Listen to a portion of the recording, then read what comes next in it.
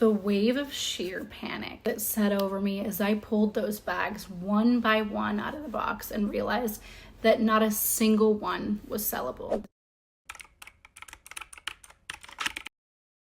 This is mistake number 5, botching my first round of production. I still wanted to make the bags in the US, and the factory in New York came back to me with a quote that, I kid you not, it's more than Hermes pays to make the Birkin bag. And I'm not joking. They were very straightforward with me. They said, your bag is way too complex. And honestly, I should have known this. I had come from the handbag department at Nordstrom. I knew that all the bags were either made in China or Southeast Asia. Mark said to me, your bag probably needs to be made in China. That's where the skill is. We're gonna be able to do it for you. So they connected me with a factory in China. They had vouched for their quality. They'd worked with them many times. I just trusted that they would be able to pull this off. I did not visit the factory in person, and that was my biggest mistake. That's something you always have to do. I'm actually glad that I had this happen super early on in the process, because after that, we always visit the factories in person, not just for the first round of production, but multiple times a year. We also have what's called the top of production sample sent. There's all these processes that I didn't know about. I had to learn very, very quickly.